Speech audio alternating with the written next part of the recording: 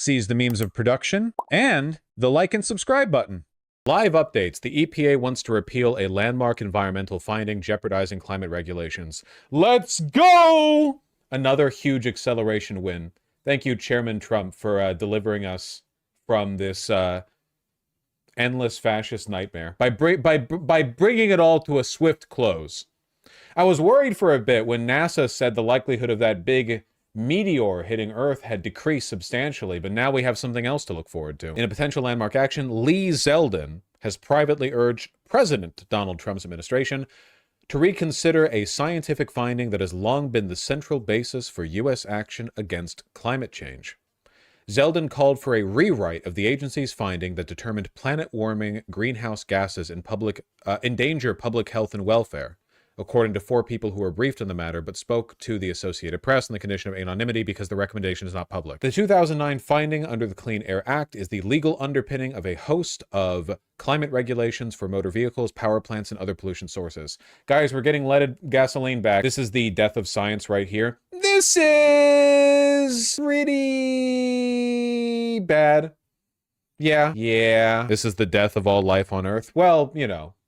Maybe. Initially enacted in 1963, and they're talking about the 2009 addition to it, or not addition to it, I suppose, but the finding under the Clean Air Act. So let's see. Bush era policy. 2009 is Obama, actually. Where do we have this? There's recent approval in 2009. Well, leaving aside the particulars of the different amendments to the Clean Air Act, this could be pretty bad. Yeah, a huge number of environmental regulations that have been passed since then they've been predicated off of this. So their removal means wild that these people don't believe in climate change. Oh, they do. We know for a fact that they do. They do believe in climate change. I don't know if Trump specifically does. Lee Zeldin does. They all do. They just don't care. Yeah, they've been lying for decades about it. They don't believe the anthropogenic side of it. No, they do. They do. We literally know for a fact the oil and gas companies, the fossil fuel companies, we know for a fact that they have known that it is anthropogenic, that it is happening, and that it is anthropogenic for decades, and they have lied about it. They have lied about it. They've bribed politicians to lie about it, like clean coal. They've bribed Trump to lie about it. They've bribed scientists to lie about it. They've done everything they can. We know for a fact that they know they're lying. They just do not care. I mean, we'll see if this ends up happening. The fact that, man, so this is a private request that was made to Trump from Lee Zeldin, and 4 people who were briefed on it went to the Associated Press on condition of anonymity. That's just one newspaper. There might have been other people who went to other newspapers. So something tells me, like, they were privy to this information, presumably staffers underneath Trump or Lee Zeldin who were privy to it or who were given information about the meeting or who were there to take notes. And afterwards, when the meeting ended, they were like, like, you know, maybe just a little bit less crazy than the people above them. It's actually really bad. It's really bad. Like, more so than you probably think. Yeah, gotta go take a leak. Sprints over to the Associated Press desk. The admin's gonna have a lot of leakers. Well, yeah, first Trump admin did as well. So far, this one has as well. The crazy thing is that, like, from a business perspective, ignoring climate change is a bad idea, you know? So it's like Lee Zeldin might be an evangelist for the interests of the fossil fuel industry, which, I mean, he is. That's his job as the head of the EPA. But it's not really in the interest of a lot of these agencies to change. Like, imagine a lot of these companies have been advertising things like cars off of their lower emissions for a long time now. What are they going to do? Save 5 cents manufacturing each car? Look, now with 80 times as much pollution, and it smells really bad, and like it would be a regression technologically. You know, and it would cost more money to abandon the supply lines and the production processes that they've already gotten used to. I don't even know if short-term profits, I don't even know if it'd be incentivized short-term. I don't even know if that would be an improvement. Lee Zeldin is a fossil fuel lobbyist. Yeah. And he runs the Environmental Protection Agency. Favored by Trump because he's been a Trump sycophant for a while. Trump ally prominently defended Trump during his first impeachment hearings concerning the Trump-Ukraine scandal. Lost the election to Kathy Hochul. in for governor of New York, but he got a consolation prize. Kathy, I don't care and I'll never remember. Anti-LGBT rights, that's to be expected. In 2014, he expressed doubts about the severity of climate change, introduced the Fluke Fairness Act. Oh, alongside Chuck Schumer. Wow. Did not support the Paris Agreement. Pledged to reverse New York State's 2015 ban on hydraulic fracking. During his confirmation hearing for EPA director, Zeldin stated that climate change is a real issue and needs to be addressed. That's great. We have seen unprecedented flooding in China, displaced millions of people there. Unprecedented drought in Brazil, Africa, and elsewhere. And in southern Africa, people are dying because of the drought and their inability to grow crops. Billions of people have been sweltering in Europe and elsewhere in unprecedented heat waves. In the midst of all of that, President-elect Trump has said that climate change is a hoax. You will be, if confirmed, one of the leading spokespeople in this country, representing us throughout the entire world. Do you agree with President-elect Trump that climate change is a hoax? Well, first off, Senator, it was great to meet with you as well. I believe that climate change is real, as I told you. As far as President Trump goes, the context that I've heard him speak about it was with a criticism of policies that have been acted because of climate change, and I think that he's concerned about the economic costs of some policies where there's a debate and a difference of opinion between parties. I would respectfully disagree with you. I think he has called it a hoax time and time and time again. And I would just say for the record that, and let me ask you this question, all right? Some of us have used the word existential threat. What we're seeing in LA right now is I remember that. And the other terrible weather disturbances, whether in the Midwest of this country, whether in many states that are represented right here. Unprecedented floods in my small state of Vermont. We've been hit over and over again in recent years. Our state capital, Montpelier, was underwater recently in a way that we have not seen. Would you describe climate change as an existential threat, meaning that there must be an urgency to get our act together, to address it? Senator, we must, with urgency, be addressing these issues. And today, as we talk about any way at all that the EPA can do its part to make sure that our air and water are cleaner, healthier, staying on safer. one, look, EPA has enormous responsibilities over an enormous number of areas. I'm focusing on picking up what Senator Whitehouse said. I worry very much. Do you have kids? Yes, Senator. Okay. I worry. Many of us have kids. We have grandchildren. This is serious stuff. This is beyond politics, my friends. This is the future of humanity. Meanwhile, over here in the real world, from Washington Post, who I'm told is a very reliable source of information, at least with respect to this. Okay, it's called the endangerment finding. I wish the AP News blot had said that. Oh, look, see? Remember when I said that people went to AP News, but I bet they went to other sources? According to 3 people briefed in the matter who spoke in the condition of anonymity. So, okay, 4 people went to AP News, 3 people went to WAPO. I wonder what the full distribution is. How many people went to Reuters? Like, breaking news! Everyone's gotten this leaked information because it's insane. The endangerment finding cleared the way for regulating greenhouse gases under the Clean Air Act by concluding the planet-warming gases pose a threat to public health and welfare. Okay, yeah, that's what we were referring to. Gotcha.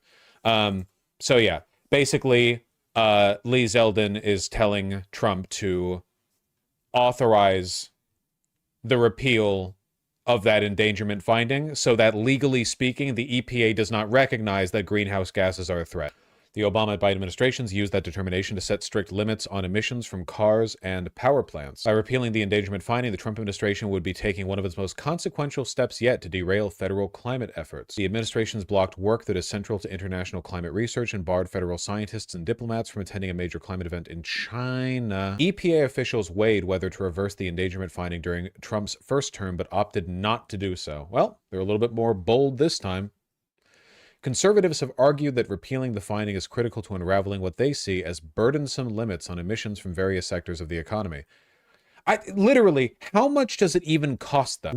How much does it even hurt them? $2. On the first day of his second term, Trump signed an executive order that tasked the EPA with reviewing the legality and continuing applicability of the endangerment finding. The order gave Zeldin 30 days to submit recommendations to Russell Vaught, head of the White House Budget Office. So they're probably going to go through with it. They're going to repeal the endangerment finding. Ugh. Trump announced plans to cut EPA staff by 65%. I mean, it's like, what's the point of keeping them around anymore, right? Like, what are they going to do? This is also from today. Also from today, the rate at which news develops. EPA will lose 65% of staff, Trump says. Agency officials said the cuts would make it impossible to carry out their mission. That is the point. I think we went a little too hard on the accelerationism. Trump, pump the brakes. I'm sorry. We don't need to accelerate this hard. Please. Mandy Gunasekara, who served as EPA chief of staff at the end of Trump's first term and wrote the EPA chapter in the conservative blueprint Project 2025, has been advising the administration on repealing the endangerment finding. According to 3 individuals briefed in the matter, nobody's responded to requests for comment. It's time for other countries to hold the U.S. accountable, right? I do think that the United States should be met with apocalyptic sanctions from every other country that can do so. Yeah, I do think so, yeah. Not even like in retaliation. I mean like punitive sanctions. What we're doing is arguably more damaging to the planet than Russia's invasion of Ukraine, and Russia got sanctioned into oblivion. Not even for the invasion, but for the annexation of Crimea and the separatist pseudo-invasion in 2014. This is inarguably worse than that. Allies of the fossil fuel industry cheered the idea that the administration would revisit this issue. They unfortunately didn't do this in the first term, so I'm pleased to see they're working on this in the second term, said Tom Pyle, president of the American Energy Alliance, an advocacy group for the oil and gas sector. Yay. You know, it's actually insane. Car companies save more on that carbon tax credit program than if they were to abandon it and become pollutant now. Well, don't worry. We're still gonna have a carbon tax credit program. It's just gonna be the more greenhouse gases your cars produce, the more credits you get. They're just gonna reverse the incentive structure. Sean Donahue, a lawyer who has represented environmental groups that support the endangerment finding, said he thinks any repeal effort will be struck down given the robust body of scientific evidence on the dangers of planetary warming. Do you? Do you think that? Does that matter at the moment? Does Elon even pretend to care about climate change and electric cars anymore? No. When he was talking to Trump over that Spaces call, the Twitter Spaces, he was literally like, but just so you know, I really love and respect oil burning cars as well. I'm not like one of those anti-oil and fossil fuel guys or whatever. So no. Oh, look. Capella's eating some of the food that was left in the TV. Capella, that's Ruben's food. You don't care. 65% reduction in the EPA. How many, hold on one second. Pew Research, how many Americans believe in anthropogenic climate change? Well, that's grim. 5%. No. 63% expect climate impacts to worsen in their lifetime. So 2/3 expect it to get worse. But how many believe it's anthropogenic? Because that's the important part. Folks don't know what that word means. I don't care how it's phrased to them. 74% say the U.S. should participate in international efforts to address the issue, and majorities support a number of specific policies intended to reduce the effects of climate change, such as providing a tax credit to businesses for developing carbon capture and storage tech. Of course, that's the one they go to. Only about 1/3 of Americans think climate scientists understand very well whether climate change is happening. An even smaller share say climate scientists understand the causes of climate change very well. Oh, that's unfortunate. 78% of Republicans are suspicious of the groups and people pushing for action. 58% of Republicans are annoyed there is so much attention to this issue. Jesus Christ. A party of nothing. You're just running up fossil fuel sycophants and... I like that's what their line is, too. It's not even like, is it bad or anything? It's, is it annoying that purple-haired climate protesters keep talking about it? Develop some real problems, okay? When your ass Florida second retirement home sinks into the sea, I will not be there for you. We need infinite and unending punitive sanctions directed at the United States. It's the only way. Fox Business suggests Trump creating a recession could be a good thing. This is also from today, man. So much is happening so quickly. Oh... All right, it seems like every day the media, or the financial media at least, trying to dunk on the Trump administration. In fact, this morning, Bloomberg opinion piece asked whether whatever happened to Trump 2. You look like You look like a clown. You look like the clown that they bring out that is meant to do pratfalls so the audience can throw tomatoes at them for $2 a tomato. 0.0, American exceptionalism, that particular trait. Now, the article went on to say, with a pro-growth president devoted to deregulation and also to assurances of U.S. dominance, everyone else, the conventional wisdom was to pile into U.S. assets and crypto and brace for buying yields. And my pro-growth president, when every single one of these charts shows a decrease since his inauguration. Literally, look, January 2025 right here, 10-year treasury yield, down. S&P 500, down. Bitcoin, down. Dollar index, down. Oh, looks like our big brain negotiating president's actually not so good at his damn job. The dollar to surge higher. They say all of that happened weeks after the election, but then they noted that those Trump trades have reversed. Now, here's the thing, folks. Today, we had a monumental cabinet meeting where every question was fielded. There was times, actually, where President Trump he had to remind the folks, the reporters, that, hey, it's been a month. And the fact is, most of the issues that they're dealing with, he has inherited them. And yet, let's face it, much has been accomplished. Joining me now to discuss is QI Research, the CEO, also chief strategist, Daniel DiMartino Booth. And so, Daniel. It shows market holders are just a bunch of idiots. Dude, there are so many articles out there of people anonymously answering interviewers where they're like, yeah, we were really excited about the Trump term. We thought it would be great for making money. We didn't really think he'd go through with the tariffs thing. We didn't think he'd go through with it. Like, how crazy is it that market expectations were increasing all the way up until he became president? That's so weird. That's so unusual. Usually the honeymoon period lasts longer than 0 seconds. It's literally about consumer trust and faith. It's literally about, like, how good people feel about the economy, not any, like, direct law impact. It's not like Trump has passed a law that has made the dollar weaker or whatever. It's just that all of these, like, you flip a switch and it's like, oh my God, he is going to be that stupid. He is going to push for tariffs. He is going to devalue the dollar. You know, what I thought was compelling about the Bloomberg piece, like a lot of these efforts to sort of diss the administration, had a lot of contradictions. Jesus, Bitcoin is down 5% today alone? Whatever. They also had a chart in there that, to me, actually proves that this administration is doing a lot, because this is how you measure it. Lower yield bond yields, lower crude oil, and a lower dollar. That's the... Yeah, dude. That's what people voted for. That's true. Guys, we need quickly, okay? Hold on. Things are going badly. We need to really quickly move the goalposts. What if we move the goalposts to the exact opposite side of the field? What if we move Donald Trump has exceeded all estimations in the devaluing of the dollar. That's great, man. It's genius. The recipe for Trump and company. They say this is the recipe to spark a second American century. What are your thoughts? Holy shit, man. In the back room, like the people watching this as it gets broadcast, they're like, do you think people are going to buy this? Donald Trump exceeded all estimations in how expensive the eggs have gotten. You know? Wow, look at how high up those prices have gotten, huh? The American century is here. Finally, we're back to the good old days. It sounds hyperbolic, but it's literally